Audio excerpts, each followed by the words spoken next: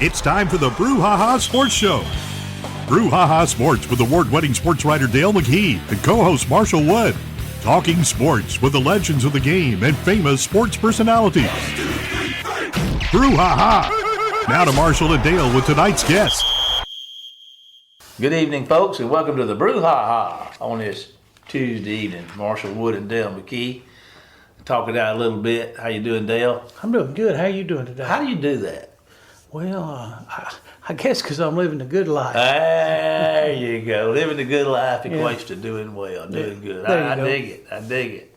Lots of sports stuff going on there. Checking out your sideline view. Kind of get us up to date on some of the things that stuck out to you with your view this weekend. Whew, there was a lot of things. There was a lot of things. Yeah, just a lot of things. Of course, I guess the big story of the week nationally was the World Series game. Yeah. And we're going to get in that with our guest, Mike Christensen. He's going to tell us a little bit about that. But, the World Series is starting. Yeah. And, a lot of folks may not watch baseball a lot, but it seems like, time the World Series comes, especially when the New York Yankees and the Los Angeles Dodgers are involved. That's kind of like a great, great historically significant type matchup thing. That goes back to always to the Yankees and the Brooklyn Dodgers days, But, what's interesting about it, and Mike might get into it, the whole country of Japan is for the Dodgers, I mean, you're talking about 14 million people in the city of Tokyo, but they have the Otani, they call him Otani. He's a legend over there, and he's hit over 50 home runs this year for the Dodgers, and so he's one of their star players. But I'm sure the Dodgers are making a boatload of money off that young man, aren't they? Oh, you reckon? Yeah. Well, now he's. What are they paying him? Well, he signed a $500 million contract. I think it was for 10 years, and he wants to delay a lot of the money. $500 million. Yeah, and he's wanting just a certain amount every year, and it's not that for him or for us it's a lot, but maybe it's just mind-boggling about what he's making. He's making about $50 million a year, and maybe he's taking a paycheck for a couple million. He's just keeping his money. Of course, he's big in advertising, especially in Japan. That's probably all he does. So, anyway, but it'll be interesting talking about a little baseball just to get off football. Yeah. Football, it is. Ole Miss won a game that they had to win this week. Texas A&M defeated LSU. So I'm not sure about all the standings, but I think Texas A&M is leading the SEC now. Yeah. We'll talk about that some maybe in our final segment tonight. Okay. But I tell you this, Texas A&M has just kind of raised up and said, "Hey, here we are." Mm-hmm. They're proving to be hard to deal with, and they could win the SEC. Yeah, I'm not. They still got a very tough game against Texas at the end of the year. That's going to be a good one to watch. Yeah, and I think it's going to be at College Station. Actually, their schedule was very favorable. I'm not putting doubt on their team by any means, but the schedule wasn't as difficult, like, say, for a Georgia. Yeah. I mean, people don't understand what Georgia's got to go through. They had to go to Alabama. They got to go to Tennessee yet, and they still got to go to Ole Miss. Well, that's and they had to go to Texas. Yeah. I mean, that right there. That's a lot. I mean, and they're probably going to be if they can get by Tennessee, they're going to be in the SEC championship game. Yeah. And it's going to be, Ole Miss fans saying, well, we can get in with 2. Well, how you going to get in for 2 if LSU and Georgia and Alabama are all got 2 losses too? Your chances are not very good for Ole Miss in the playoffs. Yeah, I'm afraid they're gone. Yes, they're gonna have to beat Georgia. Well, they're gonna have to win out, of course, but including that, they've still got Georgia, Florida, Mississippi State, and they're gonna have a tough one this week against Arkansas, I think. Arkansas is not gonna be a pushover. They're really not, and of course, who knows? I'd like to see them do well, but they are doing well. Yeah. They are doing well. Yeah. They just may not make the playoffs, Yeah, which everybody thought they would. Well, yeah, and Ole Miss fans are so disappointed. Well, we got 2 losses. Well, I'm going to tell you what. Back in the day, 2 losses for Ole Miss would have been, hey man, we got a great team. Yeah. And now all of a sudden, 2 losses. Yeah. That's terrible. Yeah, terrible season. They run the coach off. Hey, well, listen, you kind of mentioned a little bit about our guest tonight. That's Mike Christensen. Yes, it's not spelled S-O-N, it's spelled S-E-N. Christensen. Yes, Christensen. And he has a blog called All Mississippi Baseball? All Mississippi Baseball. So I tell you what, that ought to be interesting. And, because we're at the pinnacle of baseball season, professionally speaking right now. So let's take a break to hear from our sponsor, and then we'll be back with tonight's guest, Mike Christensen. Is that correct? That's right. I was going to call him Todd because of the old tight end out there. Yeah. But anyway, it's Mike Christensen. We'll be back after this commercial break, folks. See you in a minute. Phillips Building Supply in Laurel, your hometown building supply store since 1954. We are locally owned and pride ourselves on helping our customers find exactly what they need. From foundations to roofs to doors and windows, Phillips has it. For tools, hardware, lumber, and plywood, visit Phillips Building Supply. Welcome to the show, Mike. Mike, welcome to the show again. We just appreciate you taking time out of your busy schedule. We want to talk about your blog, All Mississippi Baseball, but right now we want to talk a little bit about the World Series and how you think things are going to go, and just tell us your thoughts of it. I know we don't have many Mississippians, according to your blog, except for a first base coach. So why don't you just, you just tell us. You just tell us about your thoughts about the Yankees and the Dodgers and the history behind that. Yeah, yeah, tremendous history between those two franchises. 12th time they've played in the World Series. Wow. The most that any two teams have met, and there've been some great ones over the years.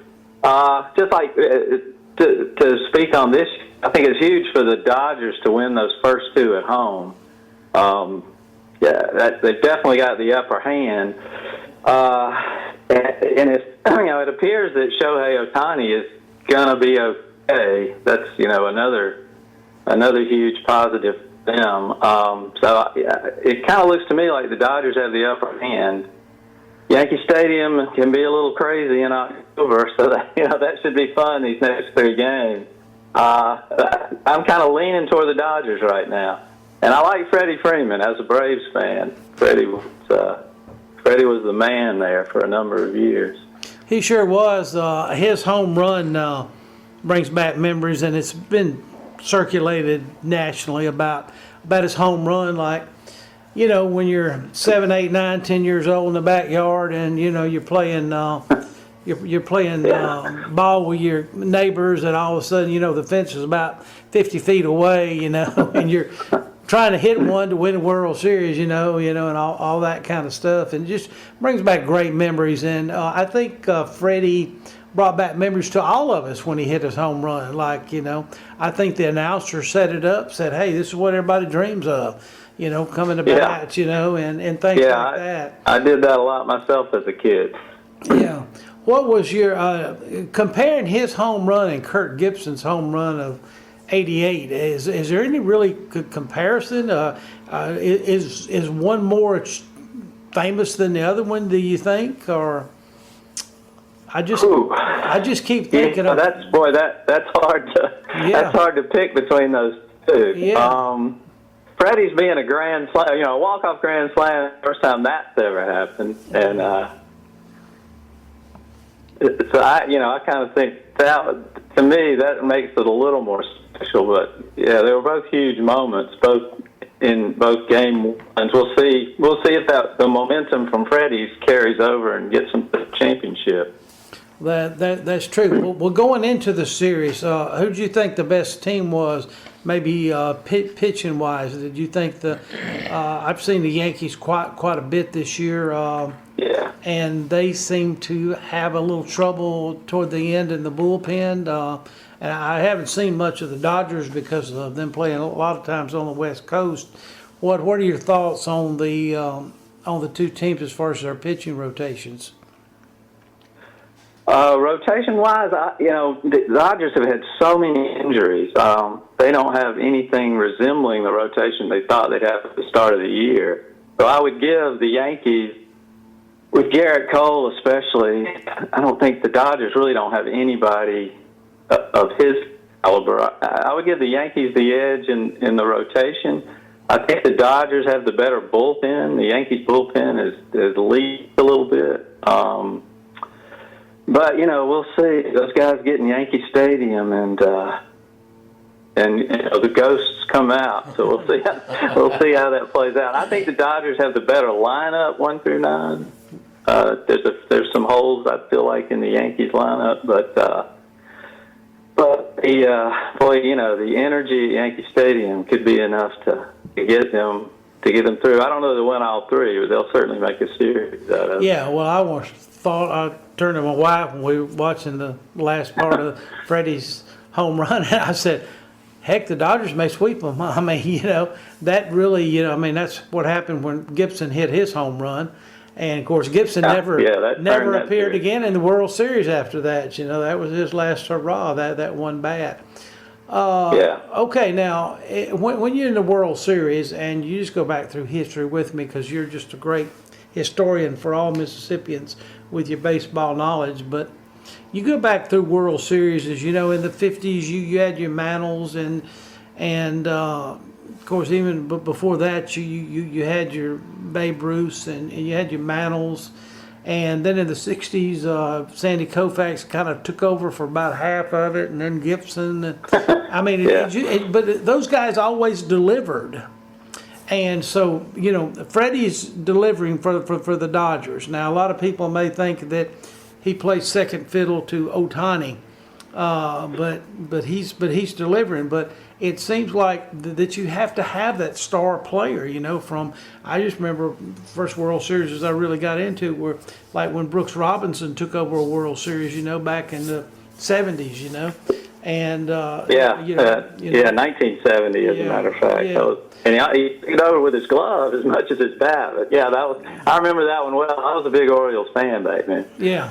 Well, I kind of was too, because of Brooks. But anyway, so how important? Because I remember Mike Schmidt in one World Series against the Orioles back in around '83, I think. He was non-existent. He was like 2 for 27, or something like that. Of course, he had a pretty good series in '80 when they beat the Royals. But in telling you that, if these stars don't come through like Aaron Judge, it just seems like he's kind of off. It seems like Soto is carrying the Yankees. So how important is it for the star to make sure, like a Reggie Jackson, and 3 home runs in one game? Yeah, that was pretty memorable. You count on your stars when you get there. Sometimes, there's times that it doesn't work out. I mean, it looks like Judge is really struggling right now. But you never know. He could get a couple big knocks and come back. And a lot of times there's, an unsung kind of guy comes through. All the focus, the pitching focus, and the game planning is on the big stars, and some guy that they hadn't really given a lot of thought to get some big knocks. So, you just never know on this stage. You just never know what's going to happen. Stars come out that you don't expect. Yes, that's true. All right, well, let's skip it for a little bit about the World Series and get to a little bit about college baseball and some of our former college players. But what's your thoughts on Jake Mangum's? He led the International League in hitting this year and things like that. Of course, now he's getting to, he's getting like every year he's getting a year older, unfortunately. I think he's 28 now. Yeah, but beyond prospect age. But. Yeah. So is his major league window? How's it looked? Has he still got a chance to maybe to make? he might have a chance. I'm pretty sure he'll be a minor league free agent again this year. And I have no idea if he wants to continue playing. I would think he's got enough game that somebody would certainly pick him up. Saying that as long as you got a uniform on, you got a chance. So I don't think the window's closed. It just kind of depends on where he might go and, what they need and sort of what happens in spring training. Somebody can go down and an opportunity can open up. So I think, he's still got a chance. He's obviously a great player. It's a shame that opportunity has not come his way. Well, we have a former Mississippi State player playing for the Oakland A's. And what do you think his future is? Is he going to be is he going to I guess what I'm trying to ask, do you think that he's going to have another kind of season like he did this year? Well, he surpassed. He had a good year last year. He surpassed it this year. Brent Rooker was talking about. I think he seems to have figured some things out. He had some struggles early in his career when he first came up. There's I guess a lot of swing and miss in his swing, but he's figured something out. And the way I see it, he's on a roll. I expect him to continue to put up numbers. Well, you're also a big Atlanta Braves fan. What do the Braves need to do? I heard they're changing some coaches over there and things of this nature. He's a hitting coach.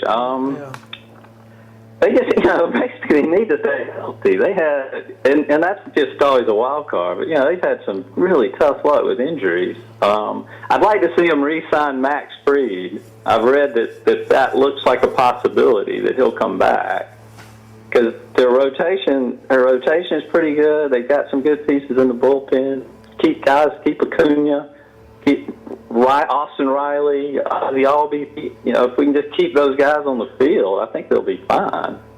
Yeah, that's kind of what I did, because they lost Austin early and then they lost him late. So yeah, that was almost. And they lost Murphy in game one. They lost Murphy. I think they had their lineup. It was something like they had their opening day lineup together for exactly one day, opening day, and then Murphy got hurt, and then it was just a series of things after that.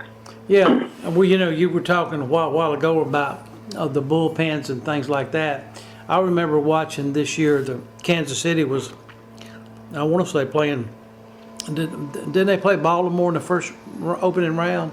I'm not sure. I think so. They beat them, right? They took them out. Yeah.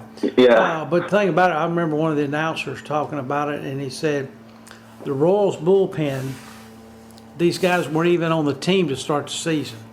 I mean, that's how it is now. Yeah, they added some pieces. Yeah, you have to add them as you go along. All right, what you think about college baseball is I give you three questions on that. Is State back on track? Is Ole Miss going to get back on track? And what's your thoughts about Southern Miss? Well, initially, I think it's going to be an interesting. 2025 will be an interesting season for the Big Three because they all had some significant losses to the draft and to graduation. So they've got holes to fill.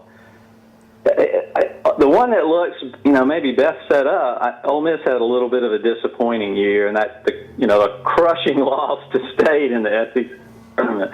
But they've got a really good recruiting class coming in. From what I read, they added a high-profile transfer. I think they might be a little ahead of the other two. State's got a boost for State is Hunter Hines coming back. He is, a power bat in the middle of the lineup is always a good thing. Again, they lost a bunch of pitchers. I don't know exactly. I'm not real keyed into college baseball, but I'm sure they've got some holes to fill in their pitching staff. And then USM, USM lost a couple of good players, a little bit surprising. Dalton McIntyre went in the draft and signed. But they've got Nick Monaster, I think, is set up for a big year for them. I really like him.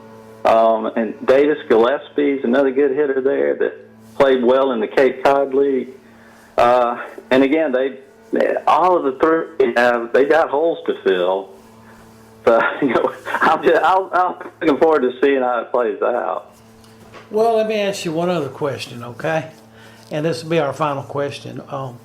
With Texas and Oklahoma coming into the SEC, and already the great programs that we have in the SEC, A&M kind of had a boom this year, and LSU's always going to be, LSU as far as baseball, and it just seems like, Vanderbilt kind of had a down year, but, is Texas and Oklahoma going to hurt in recruiting Ole Miss and State as far as possibly, the NIL and things like that, transfer portal?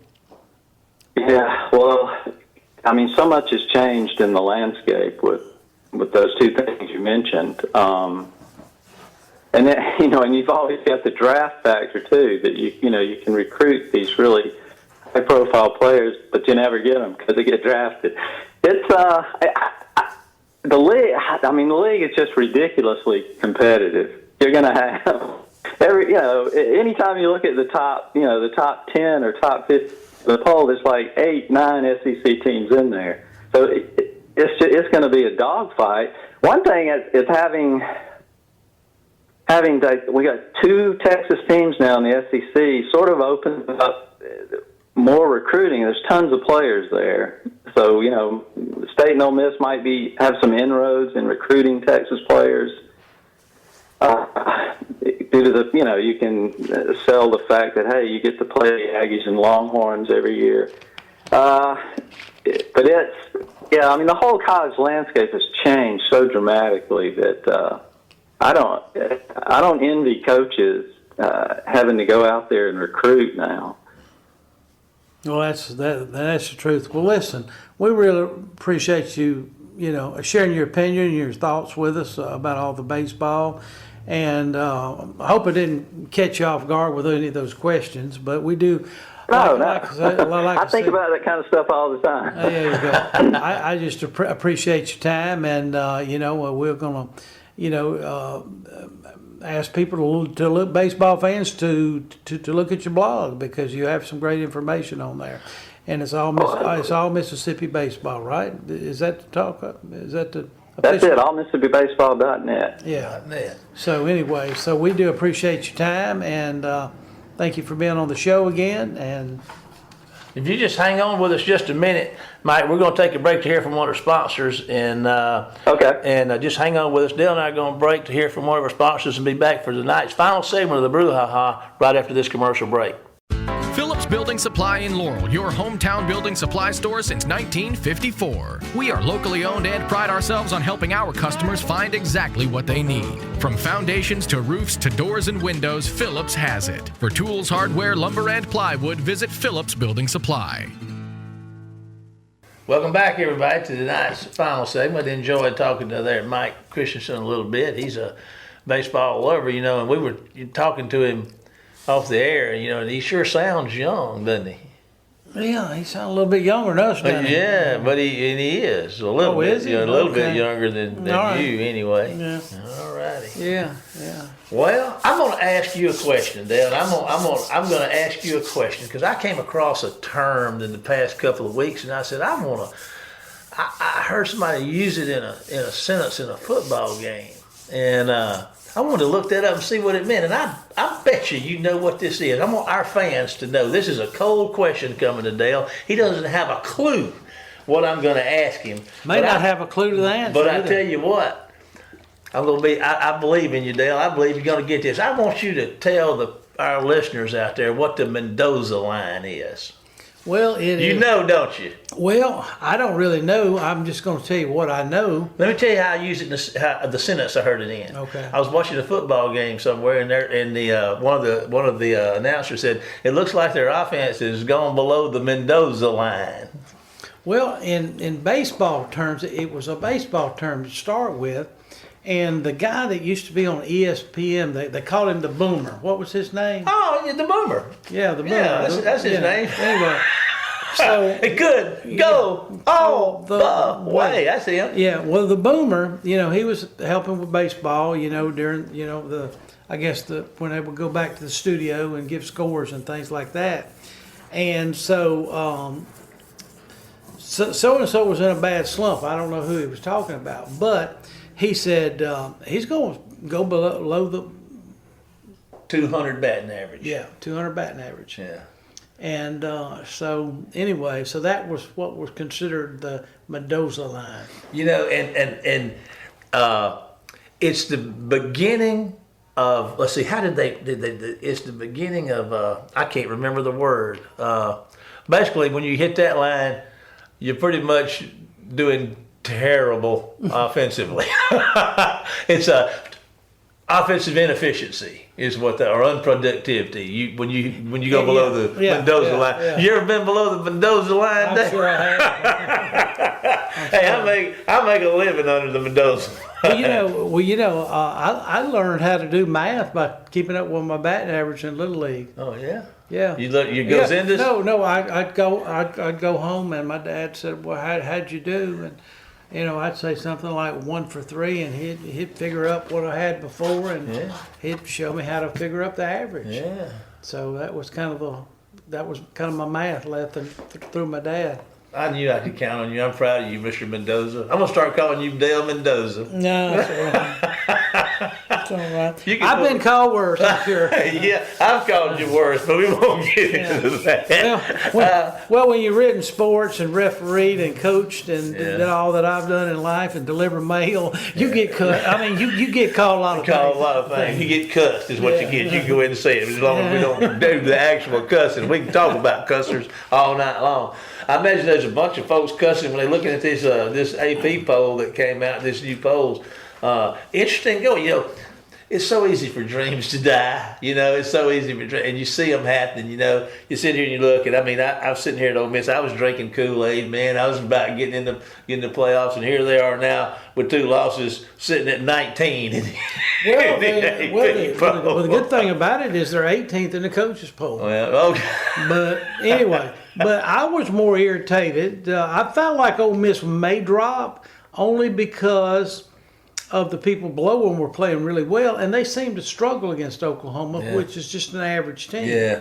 And especially when you're playing at home. But the one that got me more than anything was Missouri losing 34-0, and then they dropping poor Vanderbilt out, and they come within a whisker of maybe beating Texas. Yeah, I believe Vanderbilt needs to be in there over Missouri, don't you? Yeah, I sure do. Probably don't know what to. But you look at the top 10, there's a 1 loss at 2, there's a 1 loss at 4, there's a 1 loss at 6, there's a 1 loss at 7, a 1 loss at 8, and a 1 loss Texas A&M with 1 loss. And I wanted to address that. Look out. Where are they coming from and how good can they be? Yeah, well, it's how you're playing at the end of the season, and right now they're very hot because their first loss was in the first game to Notre Dame. Yeah. At home. And that's their only loss. Yeah, only loss. So they're 5-0 in the SEC. Man, I mean, so you look at some of the ones, and I'm going to address this. We hadn't talked about Coach Prime in a while. Coach Prime's in the top 25, sitting there with a record of 6-2, with another one he probably should have won. Mm-hmm. So it looks like Colorado's real. And they said, it looks like, remember that movie, Smokey and the Bandit? We're going to do something that can't be done. Mm-hmm. It looks like Dion's doing something they said couldn't be done. Yeah, they're going to end up with 8 or 9 wins for sure. They got to go on the road a couple more times, I think, to Texas Tech and maybe Kansas. But they played really well. I've watched just a few minutes of it the other night before I fell asleep. They were playing Cincinnati, and they were watching just before halftime, and the Sanders boy threw a touchdown with like 3 seconds to go. Yeah. I mean, they got star players around. He's got a first-round draft pick. His son is a quarterback. He may have the Heisman Trophy winner, with Outlaw on his team. So, and he may be the next coach at Florida State University. You can't ever tell, man. He's making a case. Well, the biggest difference between last year and this year is they play a little defense this year. Yeah. And that helps. But now he was joking on one of the national media things the other day. Oh, don't start ranking us now. Don't start ranking us now. You ain't ranked us all year. Why you gonna start now? You know? He's awesome, man. He's something else. He's quite a showman, and he's obviously quite a coach. He's doing a real good job. Dale, I hate to say it, but we're about out of time. I want to remind our listeners that they can follow us during the week on our Facebook page, The Brouhaha. All the shows are archived for you to listen to on demand at our YouTube channel at The Brouhaha. But as for now, it's time to say goodbye, Dale. Goodbye, Dale. And we'll see you next week for more of The Brouhaha. Get us out of here, Jamie. You've been listening to The Brouhaha with Dale McKee and Marshall Wood. Heard Tuesday evening, 6 p.m. on WABO. For more of The Brouhaha, follow us during the week on Facebook and WABO.